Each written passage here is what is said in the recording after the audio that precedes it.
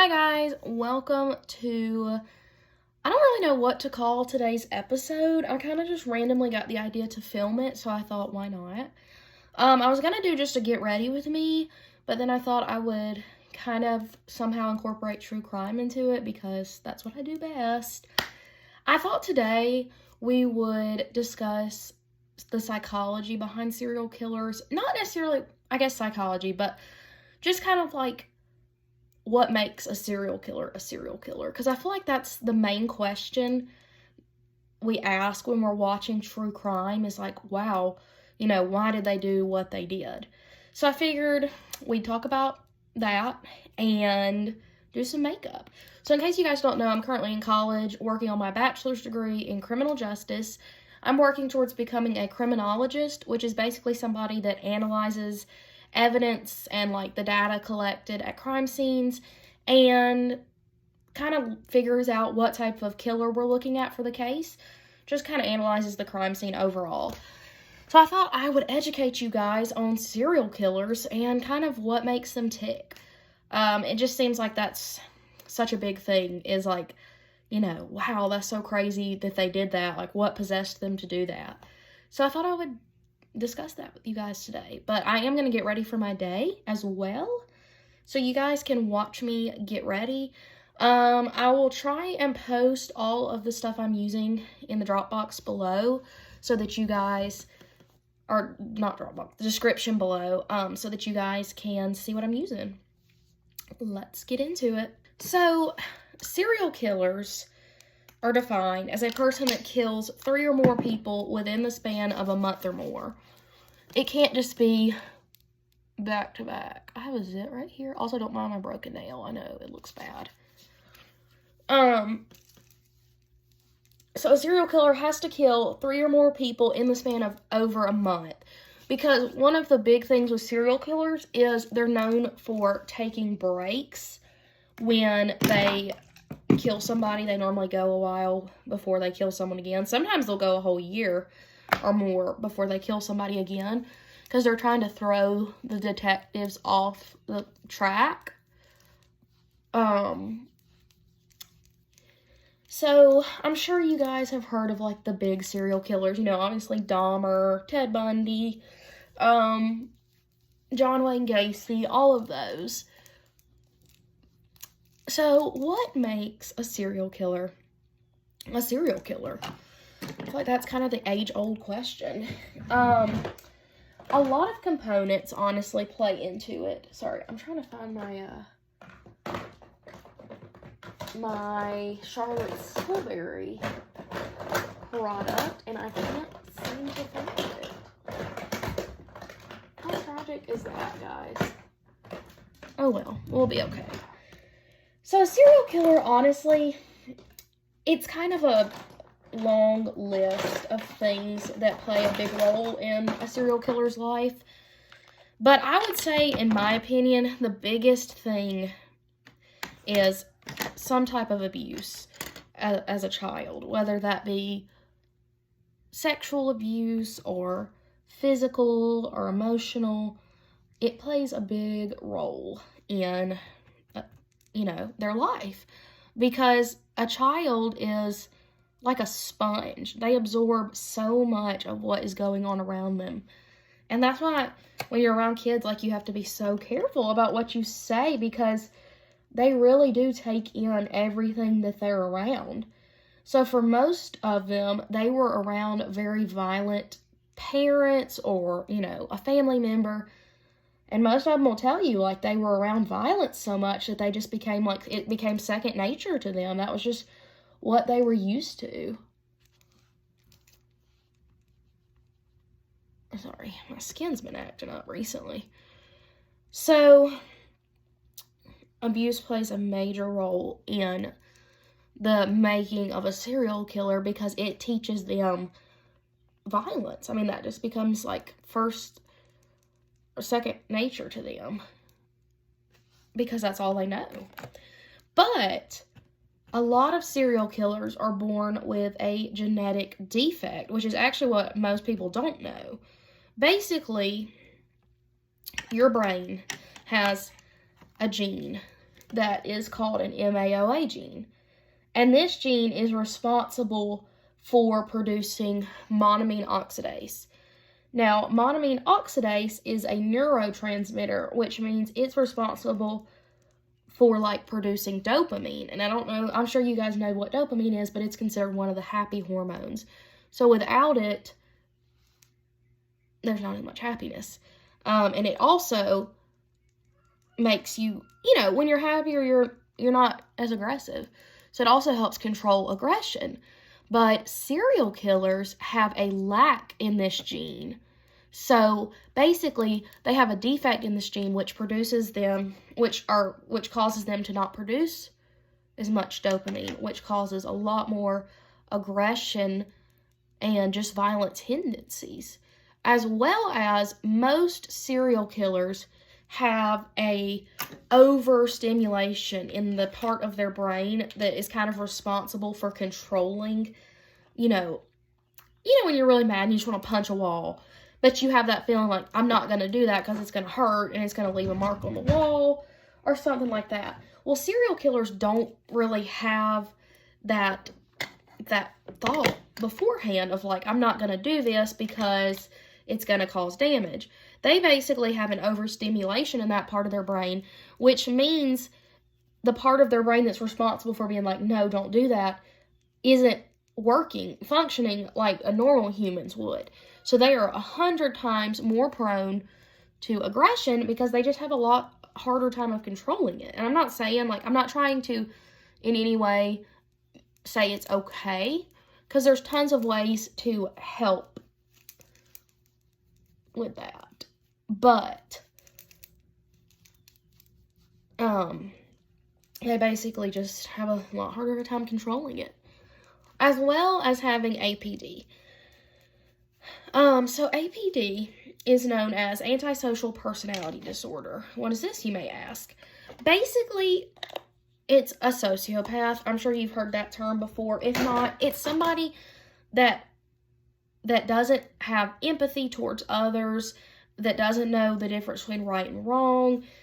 I can't really put into an easy description, but basically they just have no moral compass. When they do something, they don't think, oh my gosh, if I kill this person, it's gonna destroy their family, it's gonna mess up, their future children's lives and all that. They don't have that part of their brain, like a consciousness that's telling them, hey, you really don't need to do this.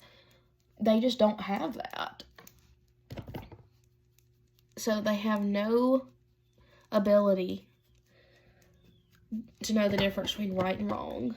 A lot of them are also known to be very pathological liars. Because if you hear some serial killers, when they're trying to hide from the cops, hide their, bodies and stuff, they come up with some pretty good stories on, what's going on. Because, Jeffrey Dahmer, when police first came to his house to investigate and they smelled death, he said it was because he had gotten some tropical fish and they had died. Which is what? I don't know. Tropical fish? That's really what you came up with? I mean, it's creative, but how about you just don't kill people in the first place and not have to worry about that? So, yes, pathological liars, no empathy for others, basically no guilt or remorse for doing something wrong. They can kill a whole family and not think twice about it. So those are the main aspects of a serial killer. But they also have what is known as the trifecta, which is basically 3, common traits among all serial killers. But this is all stuff that's shown when they're a child. So, if you know a kid that's acting like this, get away. The 3 common traits among all serial killers is bedwetting past the age of 5, harming animals, and committing arson. So let's break down these 3 things and kind of discuss what each one of them means. Okay, so bedwetting. I'm sure everyone at some point in their life as a young child has wet the bed. Everyone does it, I'm sure, at some point, you know, as a toddler and all that. But if you bedwet past the age of 5, that's commonly a sign of SA. I'm sure you guys can decode that. Or anxiety from some type of abuse. So in my opinion, the reason most serial killers did this is because they were being abused and they just had such anxiety from it that it caused them to wet the bed. I don't really know why bedwetting is a symptom of anxiety, but it always has been. Like when I've worked with kids in the past that have been through bad situations, older kids, they all do that. And it's really sad. I guess they have a fear of getting up and going to the bathroom because a lot of times the parents trap them in their house, in their room. So it's just a symptom. Another common thing is abusing animals. So with serial killers, I'm trying to figure out what eyeshadow shade I want to wear today. They, most of the time, love to assert dominance because they were abused. They had no ability to dominate something because they were constantly being overpowered and dominated. So they look for ways to get that dominance back in their life that they lost. So a lot of times they harm young, small animals like squirrels, birds, anything that is easy for a child to overpower. Because a big thing for serial killers, most of the reasons they kill, is for security and dominance over a being, which is horrible, but it's just what they do. I mean, I'm not saying it's right or anything by any means, but it's from a lifetime of horrible trauma. So killing small animals helps them to assert dominance over a being.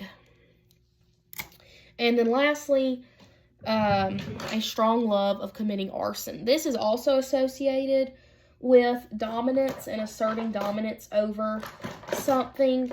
I guess just the feeling of being able to burn down a huge building with just a match or something. But it's also a sign of asserting dominance.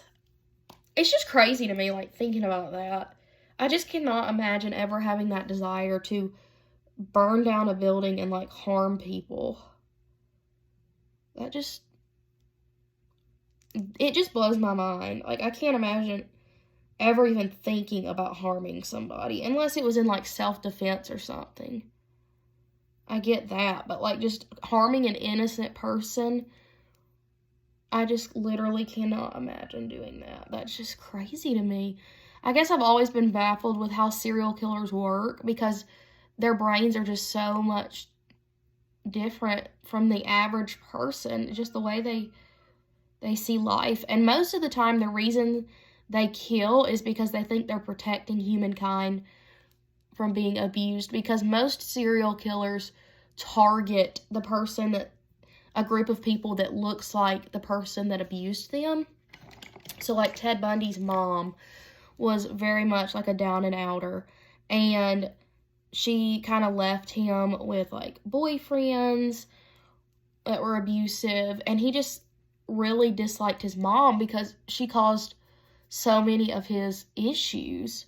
So he only killed women with long brown hair because he said, it reminded him of his mom. And he thought he was doing humankind a favor by killing these people because he thought he was saving them from being abused like his mom had abused him. But there was this one lady that survived Ted Bundy, and he said the only reason he didn't kill her is because right before he picked her up, because he stalked his women for a while before he picked them up, she had gotten a haircut, and that literally saved her life. Man, that's crazy. Absolutely insane. Just to think, like, if that lady wouldn't have gotten that haircut, she would have ended up like the rest of his victims. So that's pretty much the, like, childhood factors that play into a serial killer, kind of like what makes them tick, or what makes a person more prone to be a serial killer than, let's say, you know, someone else. But honestly, I'm never going to justify what they did because it's wrong, but I feel bad for the innocent child that they once were that got ruined by abuse. I work with kids, so I'm always going to have a heart for them. And I just feel so sorry for that once innocent child that turned into such a horrible, evil person. Just makes you feel sorry for them, because they could have been such an amazing person, but they made the wrong decisions. A lot of them got into PORN, and they said, pretty much every one of them said that was one of the things that gave them, like, urges to be violent, because they got into violent PORN, and they said it just messed them up. Ted Bundy even said in an interview that right there is one of the most common traits among all serial killers, is that they all, some point in their life, have gotten into that, and it's really messed them up in the head. So guys, just stay away from that stuff. It never does any good for anybody, and it's never proven to be helpful. And if you ever feel peer pressured to do it, no is a simple word and can save you from a lifetime of issues. Alright, so the next thing I'm going to do is to break down the different categories of serial killers, because though you may think there's just one, there is not. There's 4 groups of serial killers. So the first group that I'm going to discuss is a visionary killer. What is that, you may ask? Well, I am about to inform you. A visionary killer is somebody that says a voice inside their head or a supernatural force is making them kill people. A good example of this is Son of Sam, David Berkowitz. If you don't know who he is, I highly recommend listening to Bailey Sarian's video of him. She really did a great job of covering his story. But basically, the Son of Sam said that a demon was possessing him and making him kill people, which I do believe. I'm a Christian, and I really strongly believe in spiritual warfare. And I believe that getting into bad stuff opens up demonic portals, basically. And it just makes you a lot more open to that stuff, like the Son of Sam was. So he mostly killed, like, couples. He would go in, you know, like Lover's Lane, you know, like where couples would park and do stuff. He would go there and hide and kill, like, shoot them through their car and kill them. And he said a demon was making him do it. Just crazy. But, like, you do have to wonder, you know, was it a demon? Because a serial killer is such a evil human being. You have to, I mean, I truly believe in order to kill somebody just for pleasure or for your own desires, you have to be demonically possessed. But I don't think, you know, I'll know exactly about all of that until I get to heaven. I'll have to talk to Jesus about that. But, that's just personally my belief, so I definitely think there was some truth to that. But that's still not a reason to kill anybody. The next one we have is a mission-oriented killer. A mission-oriented killer is somebody that targets a specific group of people. Ted Bundy would be labeled as a mission-oriented killer because he only targeted women with long brown hair. But another good example is Joseph Paul Franklin, who only targeted Black and Jewish people, which is just horrible. Just horrible. The next one, this one to me, they're all sick, but this one is probably the sickest to me, and it is a hedonistic killer. They basically see humans as just meaningless sacrifices, and they kill people just for the sheer thrill of it. And it's like, what in your right mind are you thinking if you think humans are worthless possessions that you can just go out and kill? A prime example of this is Robert Hansen. Highly recommend researching his story. He is fascinating in a disgusting way. But what he would do is kidnap women and then bring them out to the woods and set them free. And then he would go and hunt them down to kill them because he really saw it as like a game. It's like, what is wrong with people?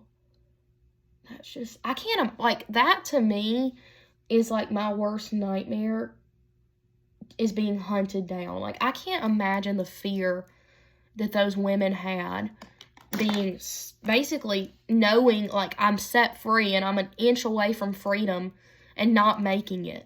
That's just horrible. That's just so sad. So that's the third one, and then our last group of killers is a control-oriented killer. This is basically a killer that kills so they can assert dominance over somebody or for sexual gratification. A good one for this is John Wayne Gacy, because he targeted much smaller men than him to assert dominance over them and overpower them. They basically just do it to overpower people and be a butthole is what they do. And I'm not saying, like, I just want to say, add this, like, if you're a sociopath or you have, you know, something, a mental issue, that does not make you a serial killer. Life is a series of choices, and it's all what we choose to make out of life. It's all the choices that we choose to make. Nobody is born a serial killer. You're not born a serial killer. You're not born a pedophile. You're not born anything. It's what you choose to do with issues. Everyone goes through crap in their life that could end the happiness and joy in their life. And honestly, it could flip a switch and cause you to do horrible things. But it could also help you to grow to be a stronger person and a closer person to God. And it really is just all that you choose to do with your life. It is. And I understand there's some battles in life that are much harder to fight than others. But if you look and see the light at the end of the tunnel and realize, you know, I hate that I went through this, but I got help and I'm a better person for it. That's what you have to do. You have to make the choice to better yourself for your sake and for others. Because these people, I mean, Ted Bundy was a Harvard law student. Jeffrey Dahmer was amazing at biology.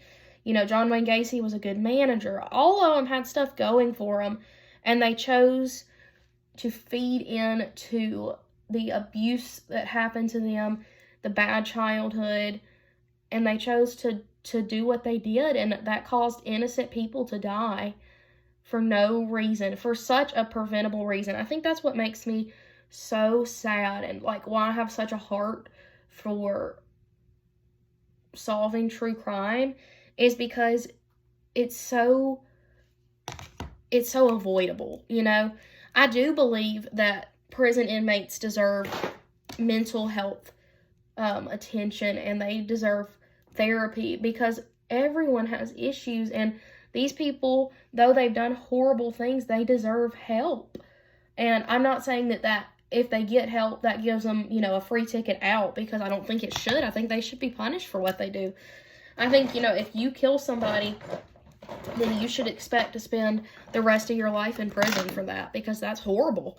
But I also think that they do deserve help and therapy, because everybody goes through crap in life. And it really is just what we choose to make of it. Because I've always heard, you know, you could have a crappy life, but it's crappy not because of the circumstances and situations, but it's crappy because of the way you look at it. Because I'm not saying, you know, there's some people obviously who live better lives than others. I'm sure somebody that lives in a cardboard box would love to live like the Kardashians and live in a, you know, huge mansion with sports cars and, you know, designer clothes and all that. But it really is just how you choose to view your life, because everybody is given the ability to choose their way in life, to choose their path in life, to choose their eternity. Everyone's given choices, and it really is just what you choose to make of it. So that pretty much sums up my video for today. I am going to add like a lip gloss. I want something natural. I had a little one. I don't know where I put it, but I had the Tarte. There it is. This Tarte Macuja is a mini size, but it's in the shade Rose. And this is literally this natural, amazing lip. Like, it feels, it's like a Goodyear lips, but better color. So I'm going to do my hair and get dressed, and then I will come back for you guys. All right, you guys, here is the fit. We have the Dwight Schrute shirt. I got a flannel. I have on a little necklace. And then we got our Halloween earrings on. I don't know if you can see my feet, but I have leggings. And then I have these Vans high tops with socks. I did my hair in little twisty buns. Yeah, that's pretty much it. If you guys want to know my workout routine, I'm really trying to lose weight. And I'm losing it really fast. So if you want to know my workout routine, let me know and I'll post that later. But have a great day. Make good choices. Don't be stupid.